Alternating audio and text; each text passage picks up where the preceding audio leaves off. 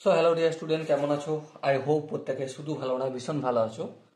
স্ক্রিনের উপর একটা প্রশ্ন দেখা যাচ্ছে, তাই না? প্রশ্নটা কি বলেছে দেখো, কোনো সংখ্যাকে 8% বাড়ালে এবং তাকে 3% কমালে যে দুটি সংখ্যা হয় তাদের অন্তর 407, মূল সংখ্যাটি কত? দেখো, মূল সংখ্যাটি আমি জানি না, তাই মূল সংখ্যাটি আমি এক্স ধরে নিচ্ছি। ঠিক আছে, এক্স এর সঙ্গে এক্স এরই 8% বাড়াচ্ছি, তাহলে এক্স প্লাস এক্স এর 8%। ওকে, এটা করলাম। আর একটা কি করলাম, আর একটা হচ্ছে এক্স এর থেকে 3% কমাচ্ছি, মানে এক্স মাইনাস এক্স এর 3% কমালাম। বেশ, কমালাম। এরপর দেখো কি বলেছে, এদের দুজনের মধ্যে ডিফারেন্স, অন্তর, মানে এই এখানে মাইনাস চিহ্ন দিলাম, সমান কত? 407। এটাই তো বলেছে, হ্যাঁ 407। তাহলে এই সমান 407 লিখলাম। তাহলে এক্স এর ভ্যালু কত? দেখো, ফটাফট করে আমরা ক্যালকুলেশন শুরু করে দেবো। এখানটা ক্যালকুলেশন যদি করি তাহলে কত পাবো? 108 এক্স বাই 100 পাবো।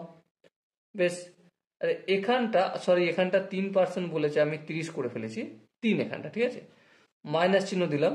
এখানে দেখো এক্স মাইনাস এক্স এর 3% যদি বিয়োগ করি, সো আলটিমেট পাবো 97 এক্স বাই 100 ইকুয়াল টু 407। বোঝা গেল? আর একটু যদি ক্যালকুলেশন করি, এখানে দেখো 108 এক্স থেকে যদি 97 বিয়োগ করি, আলটিমেট কত হবে? 11 এক্স বাই 100। বাইটা অপোজিট, এই 100টা অপোজিট দিকে পাঠালে গুণ হয়ে যাবে, তাহলে 407 গুণিত 100। এই যে 11টা রয়েছে, এই 11টাও যদি আমি অপোজিট সাইডে পাঠাই, সো কি পাবো? অপোজিট সাইডে পাঠালে ভাগ হয়ে যাবে, ভাগ করে দিলাম। এরপর দেখো ক্যালকুলেশন করব, 11 1 11, গল্প মিটে গেল। এখানটা কি করব? 3 11 33, 33 থেকে 40 বিয়োগ করলে 7 হয়, 7 11 77, তাহলে 37।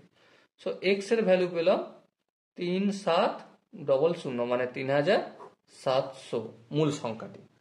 সো ডিয়ার স্টুডেন্ট, এখানে যে অপশনগুলো রয়েছে তার মধ্যে কোন অপশনটা ঠিক? অপশন সি আমাদের সঠিক আনসার হবে। ওকে, আই হোপ এই কোশ্চেনের প্রতিটা কনসেপ্ট বোঝা গেছে। যদি কনসেপ্ট কোনো জায়গায় বুঝতে অসুবিধা থাকে, ডাউট থাকে, কনফিউশন থাকে, তার জন্য কি করতে হবে?